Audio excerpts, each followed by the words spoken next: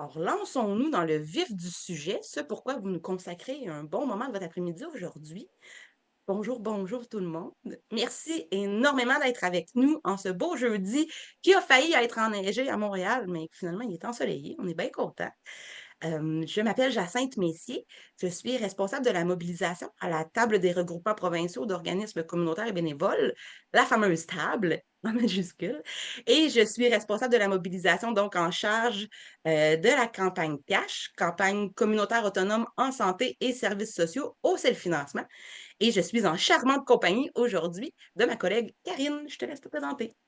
Ben, bonjour tout le monde, très heureuse d'être avec vous cet après-midi. Donc, je me nomme Karine Robinet, directrice du regroupement des popotes roulantes du Québec et sur le comité de la campagne cash depuis un an à peu près, un petit peu plus, en tout cas, quelque chose comme ça, à peu près. Donc, très heureuse d'être avec vous cet après-midi pour vous expliquer un petit peu tout ça. Là, ça va être très intéressant, vous allez voir. Donc, sans plus attendre, je vais vous partager mon écran et nous allons faire le tour de notre classique petit PowerPoint. Voilà. Est-ce que tout le monde voit bien? Monsieur Benoît Villemur, vous êtes dans mon écran. Fait que vous allez être mon spot check si jamais. Merci beaucoup. Or, voilà, aujourd'hui, vous êtes au rassemblement virtuel de la campagne Cash, entre autres pour parler de l'action On s'affirme.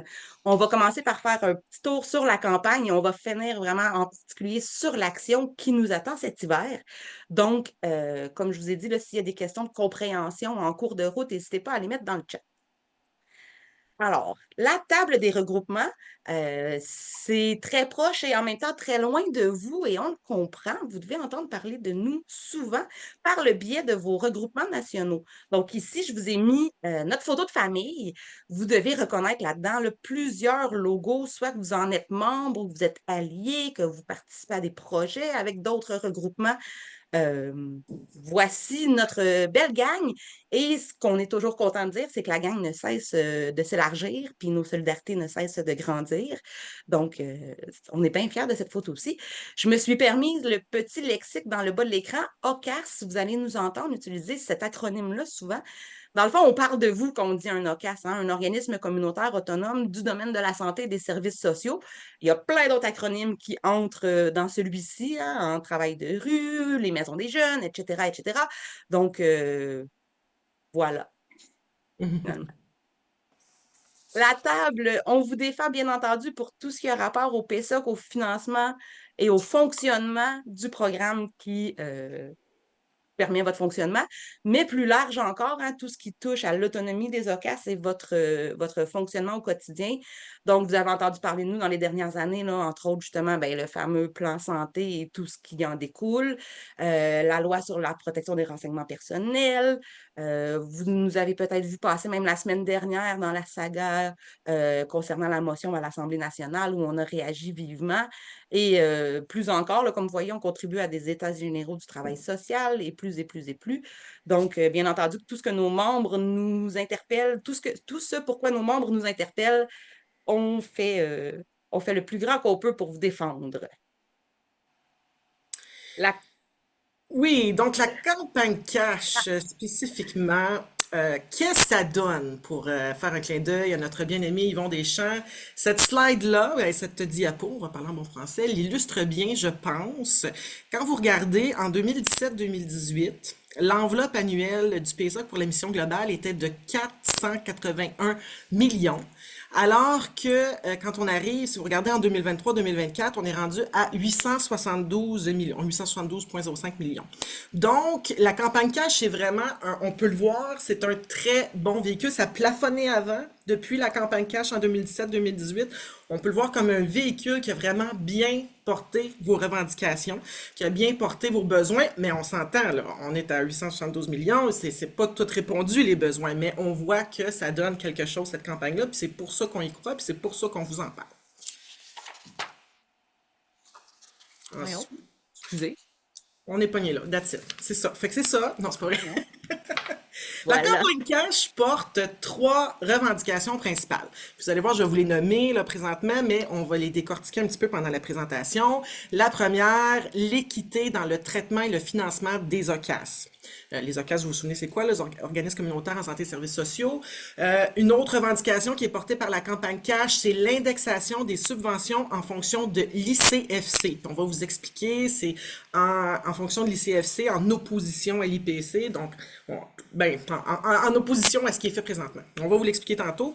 Et évidemment, on revendique la hausse du financement de l'enveloppe pour la mission globale du PSOC, donc c'est-à-dire plus d'argent, plus de cash pour pouvoir vraiment accomplir nos missions dans nos organismes. Ça, je pense que c'est toi, Jas. Merci.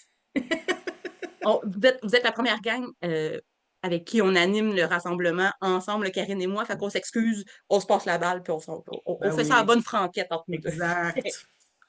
Fait que vous avez entendu Karine parler d'équité dans le traitement et le financement des OCAS. Effectivement, ça veut dire qu'il y a des iniquités qu'on dénonce, principalement les iniquités qui sont constatables en ce moment dans le financement du PSOC. Ben, elles s'expliquent de différentes façons. Principalement, le PSOC a été créé en 1972 et c'est au courant des années 90 qu'il a été régionalisé et encadré tel qu'on le connaît aujourd'hui. Des années 70 à cet encadrement-là, dans le fond, le financement était seulement par des enveloppes pour des plans d'action, donc de l'argent ciblé à certaines catégories d'organismes, ce qui a creusé des écarts là, autant entre les régions qu'entre les typologies d'organismes, donc entre des organismes en milieu de vie de deux régions différentes et même dans la même région, selon leur ancienneté, si je peux dire, il y a des différences notables. Bien entendu, le fameux rapatriement ministériel qui s'est passé aussi à une certaine époque quand les groupes en santé et services sociaux ont été ramenés au ministère de la Santé, etc. Là aussi, il y a eu de l'interprétation dans l'émission, ce qui a créé des iniquités. Et ensuite, ben, parce que le PSOC est régionalisé, donc chacune des régions a ses priorités d'action et ses façons de faire. Ça va tellement dans toutes les directions qu'à la table, quand on réunit tous les cadres régionaux et qu'on essaie de les comparer, on n'y arrive même pas parce que c'est trop variable d'une façon à l'autre, la façon d'analyser votre travail. Donc, pour nous, étant donné qu'il n'y a qu'un seul PSOC pour tout le Québec, c'est quand même injustifiable la largeur de ces différences-là. Ça va-tu bien? Yeah! Est-ce que là, c'est toi ou moi, Karine? C'est encore toi, puis après ça, ça va être moi. Ouais. Génial. Fait que, euh, quand on vous parle de nos revendications, on ne fait pas juste les sortir d'un chapeau comme un magicien avec son lapin, hein. On les ancre dans la réalité, dans votre quotidien. Donc, quand on revendique l'indexation des subventions à la mission globale selon l'indice des coûts de fonctionnement du communautaire, il y en a probablement parmi vous qui savent un peu de quoi on parle parce que c'est notre tout nouveau bébé, l'ICFC. On l'a créé, il a été créé, pardon, il y a 2 ans, grâce à la contribution de plus de 500 organismes qui ont partagé leur état financier de 2 voire 3 années. Et on a fait affaire, dans le fond, avec le service aux collectivités de l'UQAM pour construire une méthode appropriée. On a des belles images qui s'en viennent, on va tout vous expliquer ça dans le détail. On a aussi les fameux seuils planchers communs qu'on souhaite adapter aux OCAS pour qu'ils répondent vraiment à chaque besoin, aux besoins de chacun des organismes. Donc, ça aussi, là, vous allez voir plus tard, on a des références et on a des méthodes pour les adapter chacun de vos côtés. Là, j'ai toujours peur que ça ne change pas de diapo maintenant. Là, ça y est. Oui, ça fonctionne bien, pas de souci. Donc, présentement, là, quand vous recevez annuellement votre lettre qui vous indique l'indexation qui vous est accordée, comment il arrive à ce chiffre-là? Mais avec deux façons, avec deux volets, si on peut dire. Il se fie à l'IPC de l'année passée. Donc, il se fie à ça pour établir une partie du pourcentage de votre indexation. Puis l'autre partie, c'est là, ils sortent leur boule de cristal, là, les économistes du gouvernement. Puis là, ils regardent, puis là, ils essaient de prévoir l'IPC de l'année à venir. Combine ça ensemble et ça donne l'indexation à votre mission globale de PSA. Évidemment, un des problèmes qu'on peut soulever rapidement, juste à première vue, c'est de prévoir, de prédire l'IPC à venir. C'est assez difficile. D'année en année, il arrive des trucs. Il y a eu la guerre en Ukraine. Il peut y avoir des... Tu sais, il y a des choses à chaque année qui sont imprévisibles et qui font en sorte que c'est une méthode un petit peu faussée et qui ne répond pas non plus aux besoins des OCAS. Si on continue, comme t'avais d'autres choses à dire, Jacques, là-dessus? Ben, je ferais un petit ajout à tout cela. En fait, on dénonce aussi à la table que la simple utilisation de l'IPC seulement est problématique. Parce que quand on regarde le budget d'une famille, par exemple, le budget d'un ménage, hein, c'est pourquoi l'IPC a été construit, ben, les budgets d'un organisme ne portent pas du tout sur les mêmes dépenses, hein. Vous avez une responsabilité majeure qui s'appelle une charge salariale qu'une famille n'a pas. Donc, déjà, juste l'IPC est problématique. Exactement.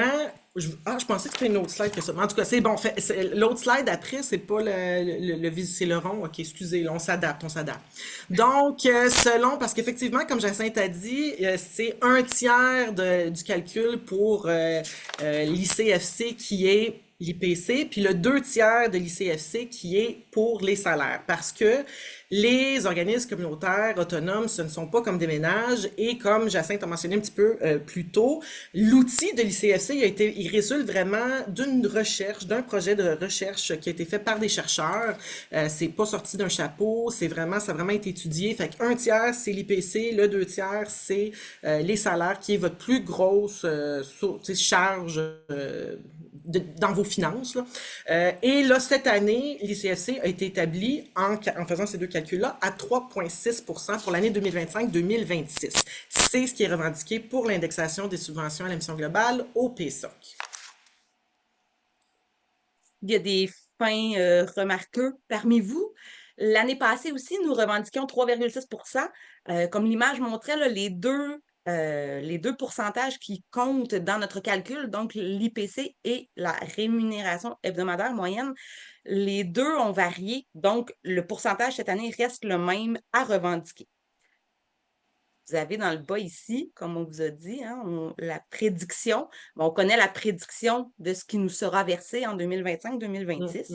Ma belle Karine, je te laisse la joie du punch, même s'il est à l'écran. Oui, ben c'est ça. C'est le ministère s'apprête à nous verser un 2,25% qui est vraiment en deçà de ce qu'on considère qui serait normal de verser aux organismes communautaires. Quand je vous parlais du un tiers puis du deux tiers, là, c'est vraiment dans le visuel en haut là, que vous voyez avec les individus. Là. Le un tiers avec la maison, c'est les PC. Le deux tiers, là, la partie bleue, c'est la partie des salaires. Donc, on voit, c'est une revendication qu'on porte parce qu'on pense que c'est important qu'à chaque année, l'indexation puisse vous aider à soutenir et à continuer là, votre mission. Donc, c'est pour ça que cet outil-là il a été développé. La campagne cash, fait que ça, c'est une des premières. On vient de terminer une des revendications qui est l'utilisation de l'outil de l'ICFC. La deuxième revendication, c'est la hausse du financement de l'enveloppe pour la mission globale du PSOC. Donc, ce qu'on dit, c'est qu'on revendique que l'enveloppe pour la mission globale soit augmentée pour que vous puissiez vraiment, complètement, vraiment accomplir votre mission, la réaliser pleinement sans courir à droite et à gauche. Qu'est-ce que ça veut dire, ça, pleinement réaliser sa mission? Ça veut dire plusieurs choses. Vous le voyez ici dans les bulles, là, quand vous allez remplir là, votre formulaire de rehaussement, c'est des questions que vous pouvez vous poser. Est-ce que avec le financement que j'ai présentement, je suis capable de ne pas constamment chercher d'autres sources de financement pour maintenir nos activités? Puis ça, là, je le vois souvent au regroupement, ben, puis dans plusieurs autres organismes, dans plusieurs autres secteurs. Combien de fois que des gens vont seulement avec la mission globale, c'est pas possible. Avec le PSOC Mission Globale, il faut aller faire des soupers spaghettis, des tournois de poche, des ventes de garage. Faut aller faire plusieurs autres activités sans compter chercher du financement chez les députés à droite, puis passer beaucoup de temps là-dessus, du temps qui est pas passé à faire d'autres choses. Donc, est-ce que avec le financement que vous avez présentement, vous êtes capable d'offrir des conditions de travail en cohérence avec les valeurs que nous portons? Ça veut dire qu'on est des organismes communautaires autonomes, on porte des valeurs d'équité et de justice sociale. Est-ce qu'on a les moyens de vraiment incarner ces valeurs-là avec les conditions de travail qu'on offre à nos équipes? Pas qu'on veut pas, mais est-ce qu'on peut? Tu sais, ça, c'est l'autre question. Je vais pas toutes les passer, mais quelques-uns, de soutenir et d'encourager la vie associative et démocratique, de faciliter la participation des membres. Par exemple, souvent avec peut-être vos membres de conseil d'administration, est-ce que ça pourrait, la licence Zoom, rembourser le kilométrage quand il y a des réunions, assurer une stabilité dans l'équipe de travail. Ça, là, c'est quelque chose que je vois beaucoup, beaucoup. En fait, au regroupement, je vous avoue, à chaque semaine, je fais pratiquement la rencontre d'une nouvelle direction ou d'une nouvelle coordo, d'une nouvelle direction adjointe. Il y a beaucoup, beaucoup, beaucoup de roulement de personnel. Même vous, vous le vivez à travers vos équipes parce que des fois, c'est difficile d'assurer une stabilité dans l'équipe parce que c'est difficile de compétitionner avec les conditions de travail du réseau ou à l'extérieur. Est-ce que, avec le financement que vous avez présentement, vous êtes capable d'embaucher l'équipe nécessaire pour réaliser pleinement la mission que les membres ont donnée à l'organisme? Vous la faites, la mission, mais est-ce que vraiment vous la faites sans faire plusieurs heures ici, plusieurs heures là? Est-ce qu'on coupe ici, est-ce qu'on coupe là? Ça, c'est quelque chose que je vois aussi régulièrement, des directions, des cours d'eau qui ne comptent pas vraiment leurs heures, n'est-ce pas? Une chose aussi, c'est Jacinthe, on discutait quand on préparait la rencontre, puis souvent, on va essayer de, comme on n'a pas beaucoup de, on n'a pas les finances pour donner peut-être des salaires, les salaires que les gens mériteraient vraiment avec le travail qu'ils font, on va offrir des congés, on va offrir plus de congés fériés, on va essayer d'y aller avec des conditions un petit peu plus agréables, mais quelqu'un avait mentionné à Jacinthe, en même temps, des congés fériés, ça paye pas le loyer. Donc oui, c'est important pour une belle vie, une bonne condition de vie, mais le salaire reste très, très, très important. Puis aussi, une autre chose, de toute façon, parfois on donne des banques de congés, mais ce que je vois souvent aussi, c'est qu'on a beau les donner, il y a tellement de travail que les gens les prennent même pas de toute façon. Donc, il y a rien qui peut... pas rien qui peut battre, mais tu sais, le financement reste le nerf de la guerre. On a besoin d'un montant à la mission globale qui est capable de nous permettre de vraiment réaliser notre mission complète sans courir à droite et à gauche, en faisant notre travail, sans travailler le double des heures qu'on est supposé faire. C'est ce qu'on croit qui devrait être la norme, la normalité. Je me permets même de faire du pouce un petit peu là-dessus, ma belle Karine. Quand on parle d'embaucher les équipes nécessaires, ben c'est sûr que c'est d'avoir assez de bras pour répondre à tout le monde, hein. Entendre des organismes communautaires nous parler de file d'attente, ça brise le cœur à tout le monde. On le sait, on voudrait pouvoir sauver le monde. On n'en a pas les moyens, on n'en a pas les capacités humaines. Mais encore, je me permets d'aller plus loin parce que plus vos organismes offrent d'activités, plus vous soutenez la population que vous accompagnez, ben, plus vous avez de l'expertise à partager aussi, puis contribuer à des concertations, faire sa mission de transformation globale, voyons, transformation sociale, par exemple, la publication d'un mémoire, ben, ça prend du temps, ça prend de l'analyse, ça prend des bras pour le faire, ça. Puis il faut pas sous-estimer le nombre de personnes qu'on a besoin pour réaliser notre mission parce que de la façon qu'on la réalise aujourd'hui, notre mission, ben, malheureusement, on a les moyens limités que le financement nous permet et non pas les moyens qu'on veut avoir pour partager ce qu'on a. Donc, ne vous limitez pas là, quand vous réfléchissez à ces aspects-là. En fait, pensez toujours optimalement, tu sais, dans le fond, pour pouvoir fonctionner de façon optimale, pas de façon, ah, on va y arriver, brûler. Optimalement, combien de personnes qu'on a besoin, combien de personnes qu'on a besoin pour réaliser, pour pleinement, comme Jacinthe le mentionne, là, tu sais, tous les plus aussi, les concertations, les trucs qu'on a à faire. Donc, c'est comme ça qu'il faut penser quand vous remplissez votre formulaire de rehaussement. Je m'excuse, j'ai changé la diapo un peu vite. Non, non, mais c'est correct, c'est correct. Donc, la subvention, on est loin de répondre oui, là. Ça, c'est la réponse aux questions dans les bulles, là, que la diapo précédente. Parce que la subvention moyenne pour la mission globale en 2023-2024 était de 198 816. Tu sais, juste d'un premier coup d'œil, on voit que c'est pas suffisant, là. Ça paie le salaire, puis on le sait, là, les salaires, c'est la plus grosse part de vos finances, mais ça paie le salaire d'un point, si on se fait au seuil plancher, qu'on va vous expliquer un petit peu plus loin, ça paie les salaires d'1,43 postes par organisme. Fait qu'une personne plus quoi, une tête, un bras, une jambe, quelque chose comme ça. Donc, c'est clair que juste comme ça du premier coup d'œil, ce n'est pas suffisant la subvention pour la mission globale qui est donnée présentement. On va parler des seuils planchers, puis là, je laisse la parole à Jacinthe. Fait que comme vous venez voir, hein, les seuils planchers, euh, quand on applique les balises des seuils planchers, on constate le sous-financement. Ça montre aussi tout le casse-tête de montage financier que vous faites et la tête de financement que vous allez grappiller à gauche, à droite par justement des autofinancements, des soutiens de fondation, des financements par projet qui viennent avec toute la reddition de compte qui alourdit votre tâche. Donc, pour nous, les seuils planchers sont la solution à tout cet épuisement-là, ce manque de bras. Donc, les seuils planchers, quand on les réfléchit, ils ont été construits en passant aux trois principes suivants. Comme on n'arrête pas de le dire, des équipes suffisantes pour répondre à toutes les demandes que vous recevez, des conditions de travail qui soutiennent la stabilité de votre équipe, hein, vraiment. Et quand on parle de stabilité de l'équipe, bien entendu qu'on a beaucoup on pense beaucoup aux équipes de direction et tout le temps que vous mettez en recrutement, en formation du personnel, en accompagnement, mais il y a aussi tout le lien de confiance que vous avez avec votre communauté. À chaque nouvelle personne qu'on forme, c'est un lien à retisser avec les personnes qu'on accompagne. Ça n'a pas de prix. Pour avoir été pendant presque 10 ans dans le même poste dans une maison des jeunes, tu sais, j'ai vu des ados faire toute leur adolescence et j'ai accueilli les petits frères et les petites sœurs. Ce lien-là, la connaissance du terrain n'a pas de prix. Puis ça, vos députés, vos élus locaux le savent. Puis le troisième principe des seuils planchers, c'est d'avoir du budget suffisant pour réaliser les activités de l'organisme comme prévu. Fait que réalisez votre mission comme vos membres le veulent et non pas comme vous pouvez offrir à vos membres. Les seuils planchers communs de la campagne cash. Vous avez peut-être vu passer ce tableau-ci. On le diffuse largement.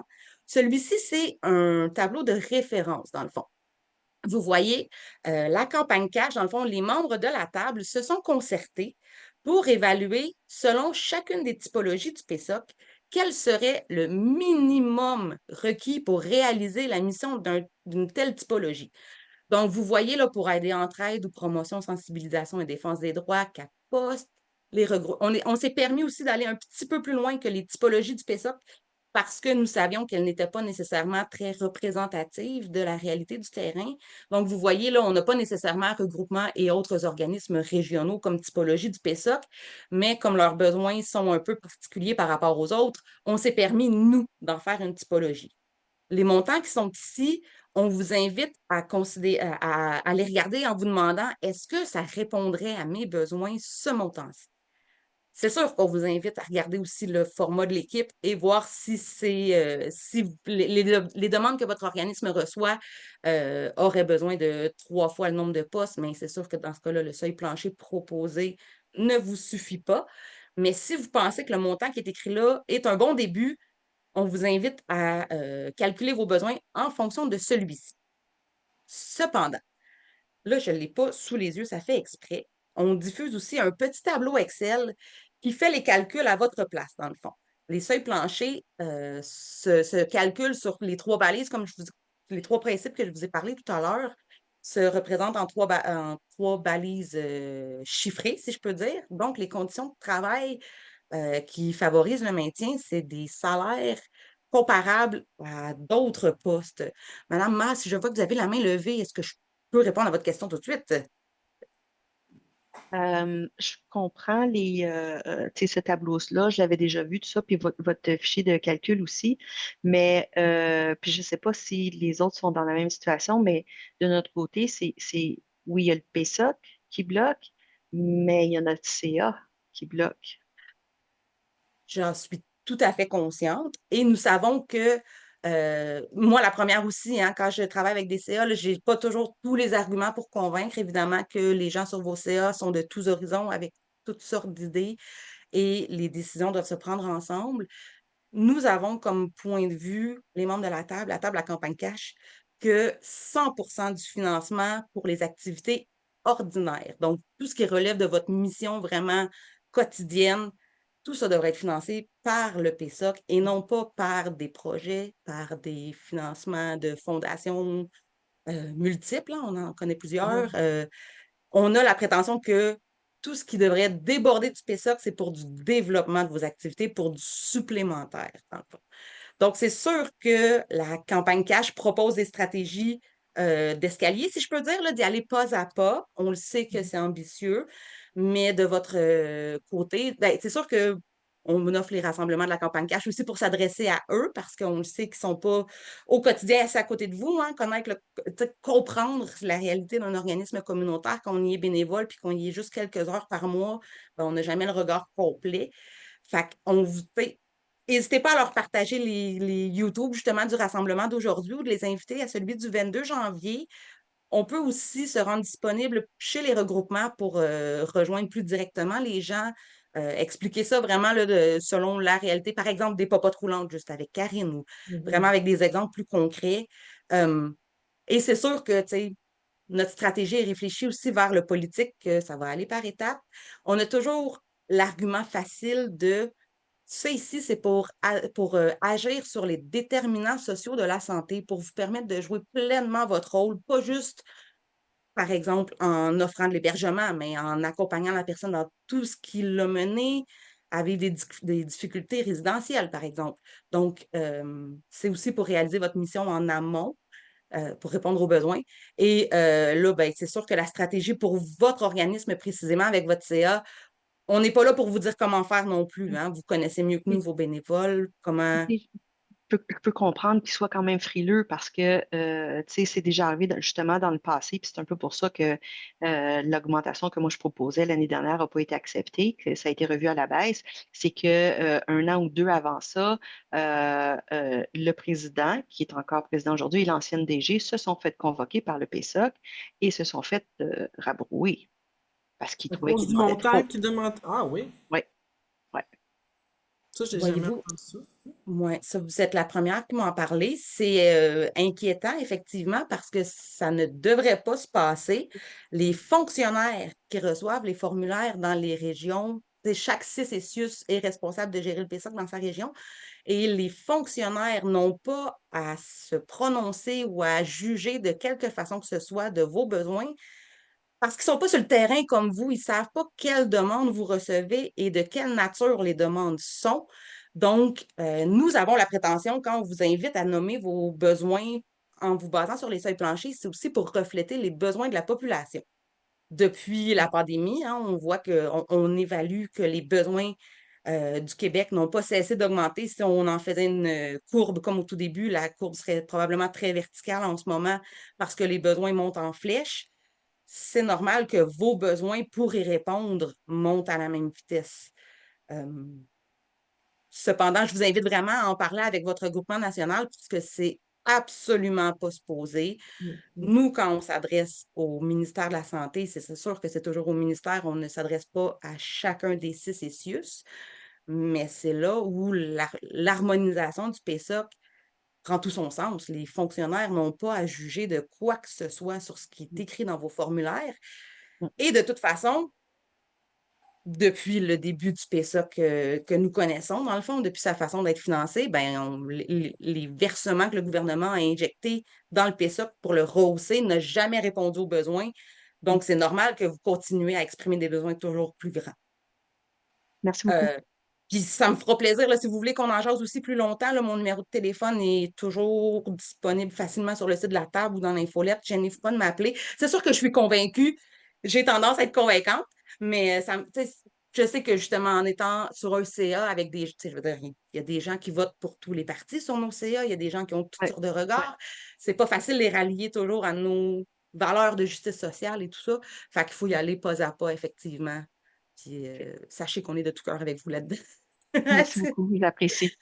Ça fait tellement plaisir.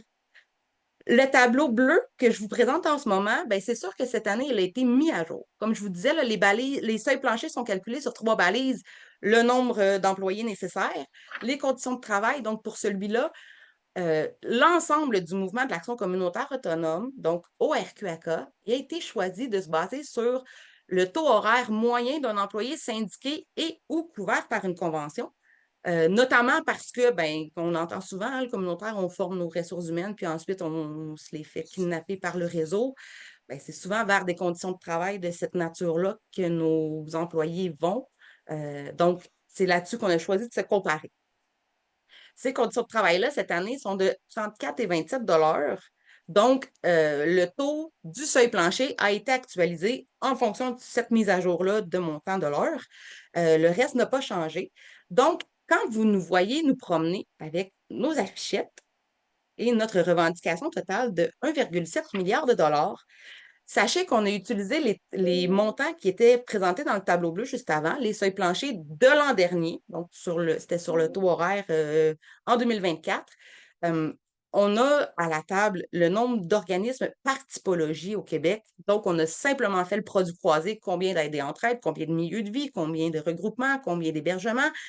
Et on a soustrait à cela le 800, je me souviens plus combien de millions de dollars du début, là, de l'enveloppe du PSOC. Et c'est comme ça qu'on arrive à 1,7 milliard de dollars. Quand on affirme justement là, pour pleinement jouer votre rôle dans la réalisation du droit à la santé au Québec, c'est parce que vous ne faites pas que rendre des services, hein. Les personnes participent avec vous aux prises de décision, à l'organisation des activités, vos membres donnent des orientations à l'organisme. Bien, toute cette participation-là, ça contribue à la santé de quelqu'un parce qu'à la table des regroupements, on adhère à la définition du droit à la santé comme étant le droit de bénéficier du meilleur état de santé physique, mentale et sociale. Puis la santé sociale, ça n'a pas de prix non plus pour soutenir les deux autres. Comme vous voyez dans le bas de l'écran, j'ai ajouté la petite phrase qui démontre notre soutien, notre solidarité, notre soutien vers Engagez-vous pour le communautaire. Donc, pour l'ensemble des 4500 organismes d'ACA au Québec, on estime à 2,6 milliards de dollars les besoins pour que tout le monde puisse jouer pleinement son rôle.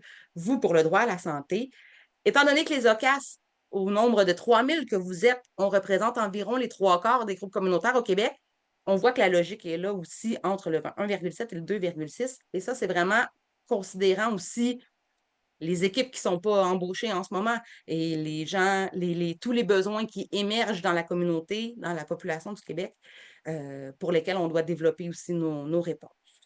Là, je m'excuse, je vois Centre Femmes d'aujourd'hui avec la main levée. Je m'excuse, je n'ai pas de nom. Oui, c'est parce qu'on est deux, désolée. Pas de problème. C'était juste un petit retour par rapport à l'intervention précédente, là, tu sais, sur notamment là, les conseils d'administration, puis tu sais, les réticences, puis tu sais, dans le chat aussi, je vois tu sais, que tu sais, il y a différents commentaires tu sais, concernant là, tu sais, des montants demandés par rapport au seuil plancher, les montants qui sont élevés. Puis ça me faisait juste penser, tu sais, il y a quelques années, il y avait eu des tournées des régions, tu sais, pour faire ces exercices-là, où est-ce qu'on rêvait justement à partir, en fait, avant même de voir les seuils planchers, on faisait les équipes étaient invitées, tu sais, à se demander si on était financé à la hauteur de ce qu'on estime qu'il devrait être, qu'est-ce qu'on ajouterait ou qu'est-ce qu'on ferait de plus? Puis je trouve vraiment que cet exercice-là était pertinent parce que ça mettait vraiment en lumière que les besoins présentement ou les choses présentement qu'on ne fait pas ou qu'on ne met pas en place, c'est des besoins qui sont réels puis c'est pas du luxe. Il n'y a personne qui propose jamais de creuser une piscine, comme, puis c'est toujours dans certaines régions, il y a des gens qui nommaient ben, de l'aide au transport dans les régions où est-ce qu'il n'y a pas de transport en commun, comme tout ce développement-là qui permettrait juste de faire la base. Fait que, tu sais, je trouvais vraiment que ça. En tout cas, je trouve qu'avec les CA, tu sais, nous, on l'a fait l'année passée avec les femmes du milieu de vie.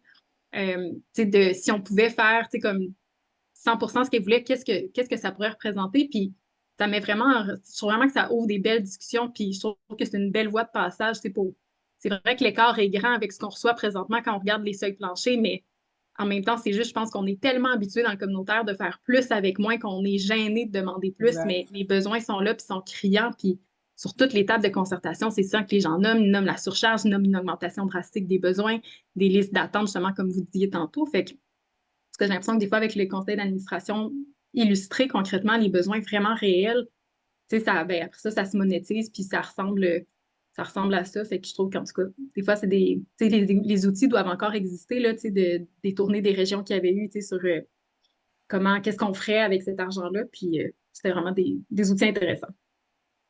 Oui, merci. Puis effectivement, là, vous mettez le doigt sur un aspect important, là. Si on réalisait tout ce que nos membres veulent, ça déborde bien souvent de ce qui se fait aujourd'hui. C'est pas juste d'aller un petit peu plus loin avec les activités qu'on offre, c'est des nouvelles activités, des nouvelles approches. Et effectivement, là, ah zut, je m'excuse, j'ai échappé mon idée.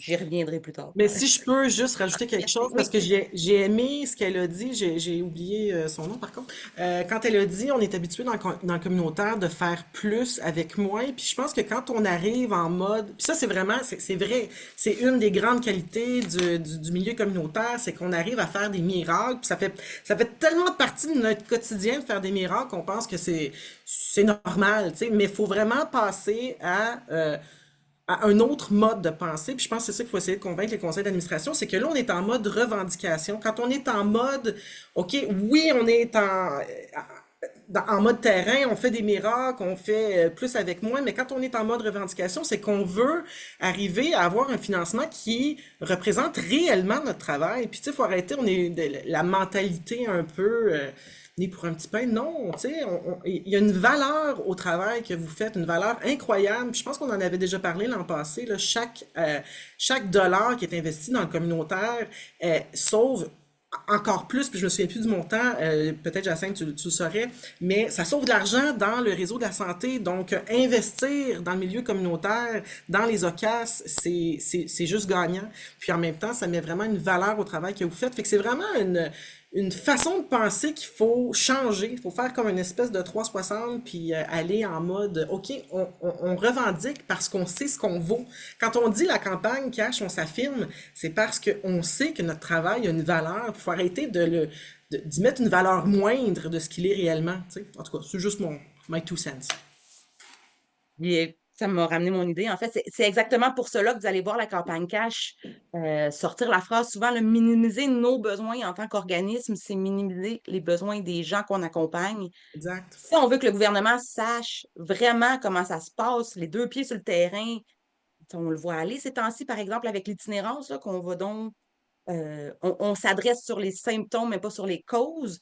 Ben, c'est justement avec 1,7 milliard de dollars, avec des besoins que vous allez ancrer dans vos réalités, dans les demandes que vous recevez. C'est comme ça que le gouvernement va savoir ce qu'il faut qu'il fasse pour corriger ces situations-là. Madame Dominique. Hey, j'ai pas oublié d'ouvrir mon micro. Euh, J'ai adoré. Ben, tu sais, moi, mon CA, par exemple, pour ça, je suis quand même chanceuse. Ils ont vraiment pas tiqué du tout à augmenter grandement la demande. Mais je pense qu'ils ont compris qu'on, ben, tu sais, on n'avait pas entendu jamais parler de quelqu'un qui s'était fait rabrouer. Donc, eux, ils étaient plus un peu dans le même optique que moi, je pensais que c'était. Au pire aller, on se fait dire non.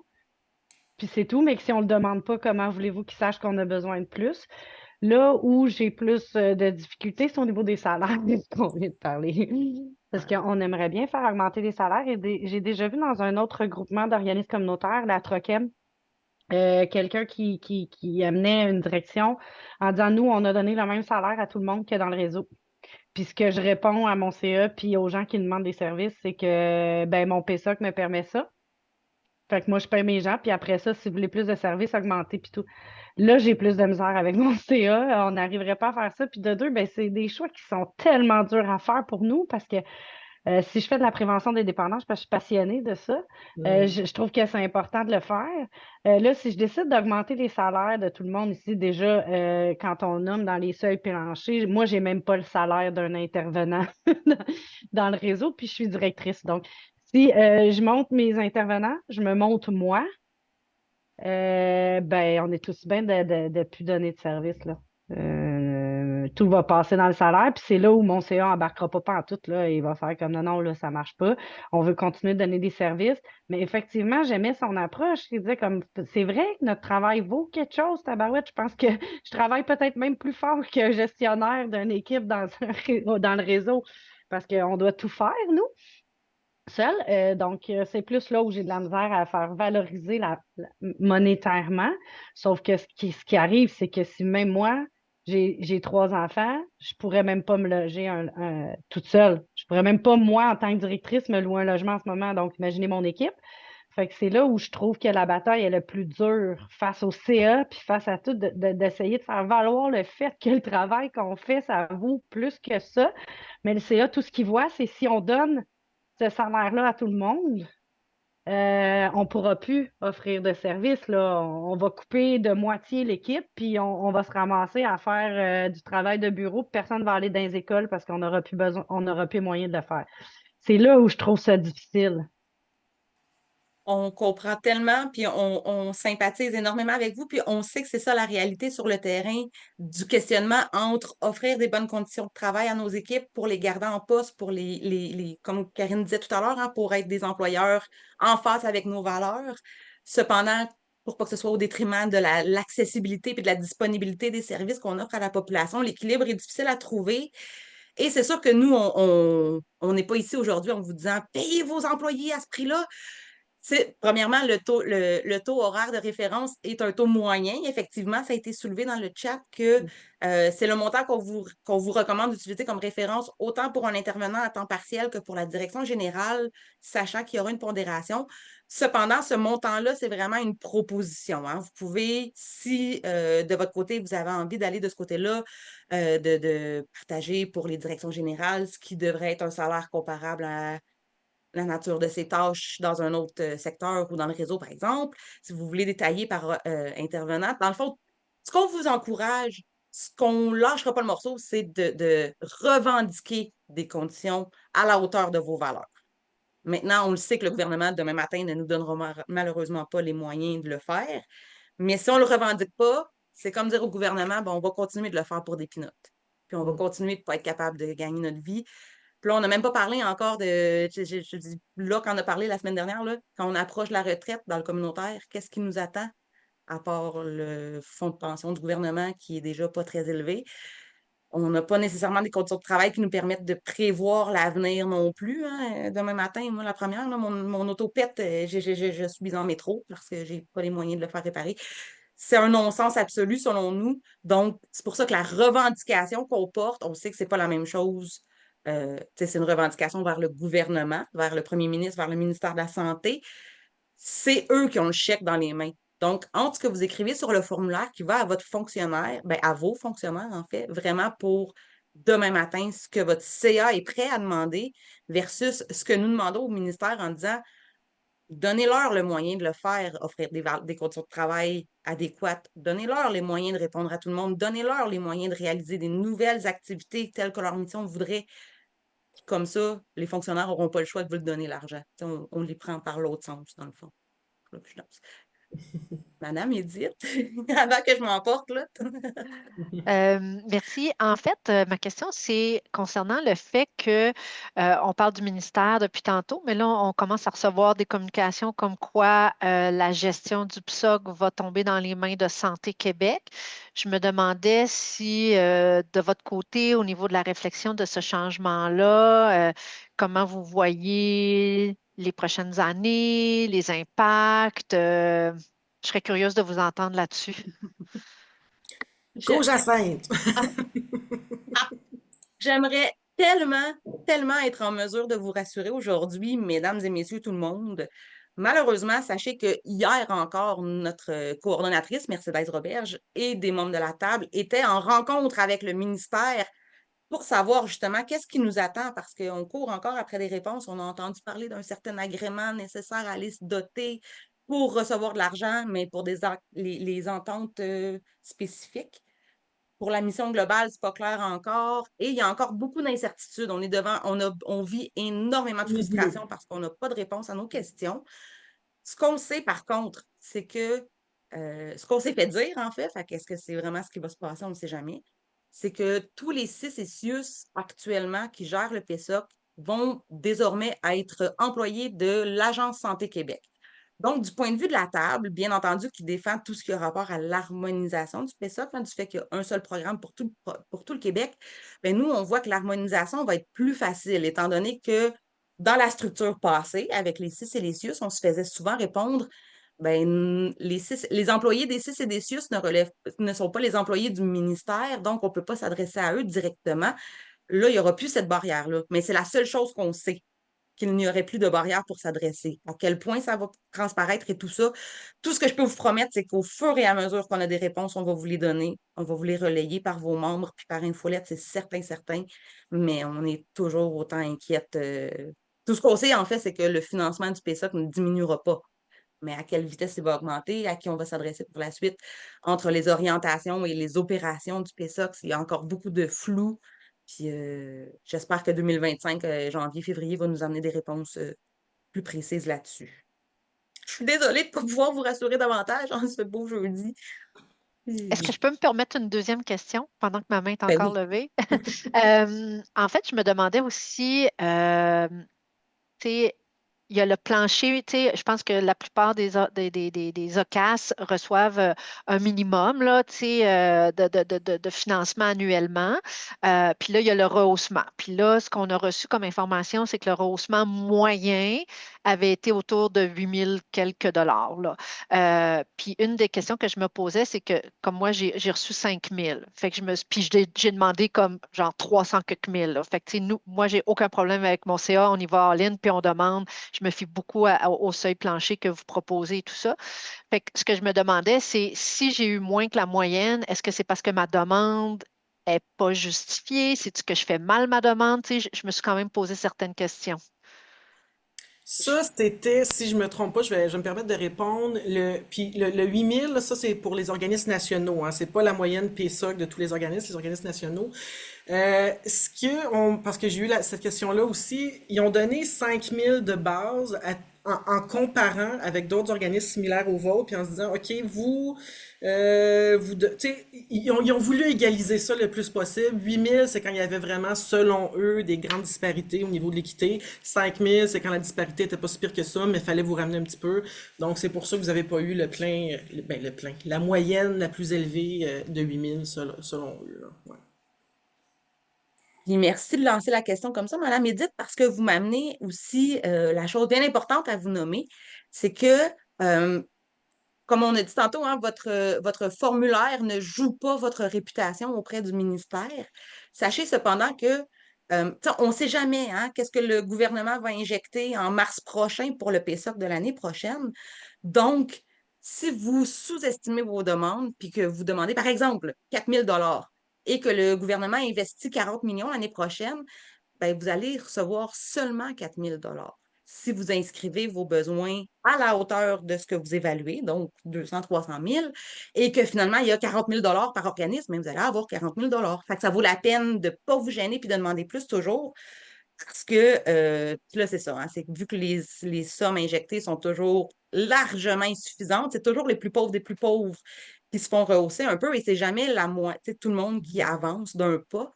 Donc, c'est pour ça là, qu'on se permet, nous, d'avoir une revendication ambitieuse pour l'ensemble des OCAS. Puis c'est aussi parce que euh, les plans d'action étant encore très priorisés, ben, très aimés des gouvernements, hein, c'est toujours, ils veulent toujours agir sur des enjeux d'actualité. On est conscient qu'il va toujours y en avoir, mais ça ne peut pas être la seule façon de faire des pas de géant. Par exemple, on a vu pendant la pandémie c'était du côté de la violence conjugale, par exemple, mais il faut voir plus large que ça parce que c'est en finançant la mission de tout le monde qu'on va pouvoir compter sur la complémentarité des missions. Puis les droits humains sont interdépendants, donc votre existence est interdépendante selon nous, puis tout le monde mérite de pouvoir réaliser comme vous voulez. Là, si ça ne vous dérange pas, on va se Jacqueline, lancer. Oh, oui. oui, excuse-moi, c'est Jenny, je suis à distance, là, puis je suis pas présente, mais juste pour te dire, ou en complément d'information, j'ai assisté à la présentation, dans le fond, du formulaire PESA pour les regroupements nationaux. Puis, les fonctionnaires du PESA que nous disaient, en fait, qu'ils ne s'engageaient pas à lire les annexes à notre demande. Non, en fait, ils les lisent pas. Non, non seulement ils ne C'est s'engagent ça, pas, ils disent ils ne vont pas les lire. Si vous êtes un exact. organisme national, pas d'annexe, ils liront pas. Exactement. Donc, je trouvais quand même ça intéressant d'amener l'information des fois, puis même à nos membres, des fois de synthétiser leurs demandes pour aller à l'essentiel des besoins. Je pense que c'est une information qui est intéressante à transmettre. C'est ma petite parenthèse. Merci. Merci beaucoup Est-ce que pour c'est juste pour les organismes nationaux? Si on est un organisme régional, est-ce qu'ils lisent nos annexes? C'est différent pour chaque région. C'est vraiment quand Jacinthe parlait que c'est régionalisé, puis parfois vous allez, tu sais, si vous jasez avec un organisme d'une autre région, ça se peut qu'ils vous disent, hey, t'as-tu vu le PSA qui nous a demandé cette année de mettre tel chiffre, puis de documenter, de mettre une appellation à notre rapport d'activité, puis à nos états financiers, puis t'es comme, hein, moi je savais pas ça. C'est complètement différent d'une région à l'autre, puis c'est différent aussi pour les organismes nationaux. Fait que ça dépend vraiment de votre région. Ça se peut. Je pense que synthétiser l'information, c'est une bonne stratégie un peu partout dans toutes les régions région, mais si ça vous a pas été mentionné spécifiquement dans votre région, alors c'est pas une exigence, mais ça peut être une bonne idée parce que s'ils les lisent pas au national, peut-être qu'ils le font pas non plus dans la région, je sais pas. Tantôt, vous voyez, là, quand on parlait de l'équité de traitement et de financement, mais c'est ça qu'on veut dire par l'équité de traitement. Tu sais, il y a un PSOC pour tout le Québec, donc tout le monde devrait ne devoir qu'avoir, tu sais, envoyer son rapport d'activité, ses états financiers, that's it.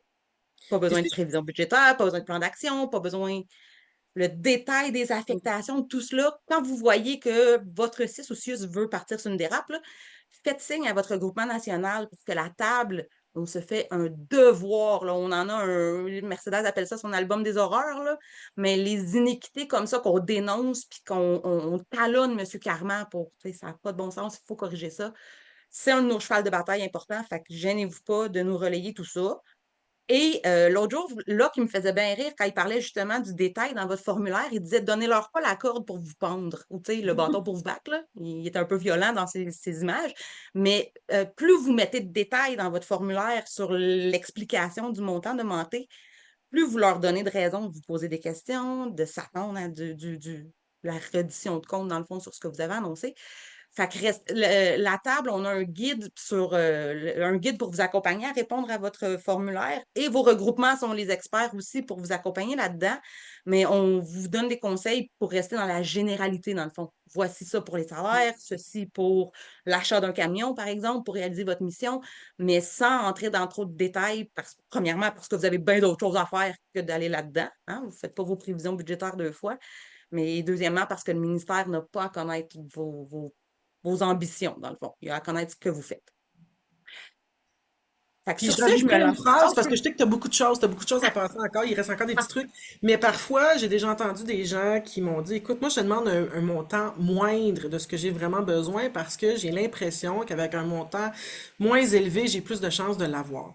Puis ça, faut comme se défaire un peu de de cet obstacle-là parce que non, c'est pas parce que vous demandez un montant plus petit. Ah, lui, il est plus petit, je vais lui donner au complet. Lui, il est plus gros. Ah non, ça, je lui donne zéro, je lui donne juste 5 000, je donne un exemple comme ça. Puis ça défait un peu le principe d'illustrer vraiment vos besoins, les besoins de la population, vos besoins par le fait même. Fait que faut comme se défaire un petit peu de cette stratégie qui en est une fausse stratégie dans le fond, qui fonctionne pas de toute façon. Voilà. Fait que si jamais vous manquez de motivation, je n'hésite pas de nous appeler. Vous voyez bien qu'on n'en manque pas. Fait que sur ce, si ça vous va, je me relancerai dans notre petit PowerPoint parce qu'on arrivait au morceau crunchy, celui que j'avais bien hâte de vous présenter, en fait. L'action, on s'affirme. Fait que là, moi, je me suis déjà enlevé le punch. Je vous ai montré notre fichette rouge. Puis Jacinthe, je veux juste dire, pour ceux il y en a beaucoup qui laissent des questions dans le chat, quand tu vas avoir fini la présentation, on va retourner dans le chat pour les questions. Oui, merci. Merci beaucoup de l'avoir précisé. Fait que l'action, on s'affirme.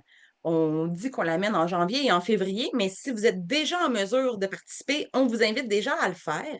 Donc, comme vous voyez, hein, pour que votre formulaire aille plus loin que le bureau des fonctionnaires, puisque votre formulaire de demande de rehaussement s'arrête au CIUS de votre région, nous, on amène vos besoins directement sous les yeux du ministre, de tous les partis politiques qui vous représentent ou qui sont élus à l'Assemblée nationale, du moins.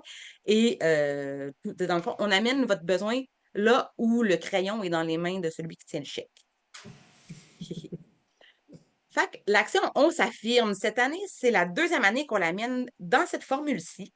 L'année dernière, en février, on a amené justement notre cahier d'affichettes à l'Assemblée nationale où on a rencontré les 3 partis de l'opposition. Et un peu plus tard, en avril, on a rencontré en tête à tête, là, vous voyez dans le coin ici, le comité de coordination et la présidente de la table avec M. Carman, où on lui a vraiment présenté vos revendications pour montrer que 1,7 milliard de dollars, ça a beau avoir l'air impressionnant comme ça, quand on le divise par 3000 organismes, c'est des demandes très raisonnables en regard de ce que vous faites, et il en est bien conscient. Puis les affichettes, ce qui est le fun, c'est que on peut les réunir aussi par région, par thématique, par typologie, selon l'interlocuteur qu'on a sous les yeux. Donc, ça permet vraiment d'illustrer les besoins du terrain qui se reflètent dans vos besoins.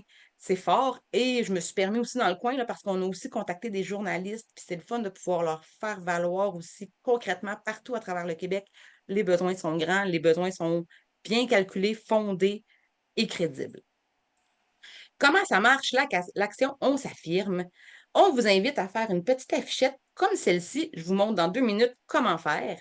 Et cette affichette-ci, comme je vous ai dit, sert à faire le cahier d'affichettes, l'album qu'on apporte aux partis politiques, mais vous pouvez en faire toutes sortes d'affaires aussi. Fait que là, je vous ai mis ici une petite démonstration sur Facebook, bien entendu, pour faire connaître vos besoins au plus grand nombre. On vous invite à la mettre en signature courriel parce que plus il y a de monde qui connaissent vos besoins, euh, plus on a de chances d'en obtenir la réponse, hein. Plus les citoyens du Québec sont informés de nos besoins, plus le gouvernement de pression d'y répondre. Puis là, je vous ai mis une affiche, là, un kiosque que j'ai fait, mais je me suis aussi servi de ces affiches-là, moi, comme en pancarte de manifestation, là. Quand j'allais crier dans la rue, j'avais ça, 1,7 milliard pour le droit à la santé. Et c'est super le fun. On peut l'utiliser à toutes les sauces, la fichette. C'est super facile. Fait que je vais vous montrer à l'instant si je fais ça comme ça. Karine, est-ce qu'on voit bien Internet? Là, non, je vois pas Internet, moi. Zut de flûte. J'ai pas repartagé ma bonne affaire. Je m'en excuse, mesdames, messieurs. Je fais ça à l'instant. Voilà comme ça. Bon. Quand vous recevez les infolettres de la campagne cash, on vous partage en grand et de partout le lien vers la page On s'affirme sur le site de la campagne cash. Donc, vous arrivez ici. Quand vous créez votre affichette, elle arrive automatiquement sur la page Galerie ici. Mais le gros bouton du haut vous mène à un petit formulaire comme celui-ci qui vous prend un gros 5 minutes à répondre. Les questions super faciles que vous êtes habitué de répondre, là, votre nom, courriel pour qu'on puisse vous contacter, pour qu'on puisse vous envoyer votre affichette. On vous demande votre typologie, votre rayonnement, tout ça, comme je vous ai dit, pour pouvoir utiliser votre affichette selon l'interlocuteur à qui on s'adresse, le montant et à la toute fin, on vous demande d'écrire un petit message. Donc, 89 caractères, c'est ce que le formulaire nous permettait. Fait qu'on s'excuse, on vous propose un format Twitter, mais par cette phrase-là, c'est un peu la façon de prendre une photo de votre mission. Qu'est-ce que vous réalisez? Qu'est-ce que vous voulez continuer de faire en ayant un financement adéquat? Est-ce que c'est de rester présent pour les jeunes de l'Est de Montréal? Est-ce que c'est de continuer d'encourager la réussite, tu sais, mettons pour les papas trop longs, là, ben, de briser l'isolement par le lien social qui se crée avec la distribution de nourriture? Est-ce que c'est voilà, je vous invite à faire appel au poète en vous, puis à ne pas vous gêner d'être créatif. Vu que c'est limité, bien entendu, on, l'idéal est d'y réfléchir un petit peu à l'avance, mais gênez-vous pas. On vous invite à commencer par pour, mais ce n'est pas nécessaire. Si jamais, pour une raison ou une autre, vous faites une erreur en remplissant votre formulaire, sachez que je peux malheureusement pas apporter de correction dans votre affichette, mais je peux la détruire pour que vous la repreniez si jamais. Étant donné que ça ne prend pas beaucoup de temps, que vous pouvez laisser le montant du rehaussement sur un post-it pour que ce soit quelqu'un de votre équipe qui le fasse. Euh, on vous invite là, vraiment à ne pas vous gêner si vous voulez changer de phrase, si vous voulez revoir le montant. Tout ça est possible sans problème. Vous avez juste à me texter, à me contacter par téléphone, par courriel, facile demain.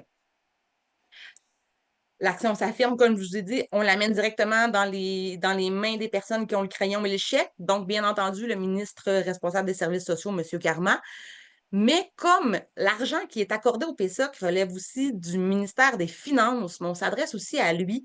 Et comme la façon que l'argent est distribué ça relève aussi en partie du Conseil du Trésor, ben eux aussi sont informés de vos besoins et des besoins justement d'équité, d'harmonisation du PSOC. Fait que sachez là, que ça dépasse largement le bureau du CIUS ou du CIS à qui vous envoyez votre formulaire et on s'en sert toute l'année. Dès que l'actualité nous donne raison de sortir avec les besoins financiers cette année, hein, 2024 n'a pas manqué de moments où on pouvait les sortir. Fait qu'effectivement, j'ai envoyé des affichettes aux journalistes. Ça a suscité de l'information. On a vu des articles dans le journal changer de ton un peu. Fait on a reconnu notre rapport là-dedans. Et c'est comme ça là, qu'on fait valoir que d'agir sur les déterminants les déterminants sociaux de la santé, c'est comme ça qu'on va avoir vraiment un impact sur le bien-être de la population. Puis dans le cadre justement un plan santé où on cherche l'efficacité du système, ben, c'est un non-sens de ne pas s'attarder aux déterminants sociaux puis d'agir en amont sur les besoins et non pas juste sur les symptômes une fois que la problématique se concrétise. Fait que sur ce, j'arrêterai l'enregistrement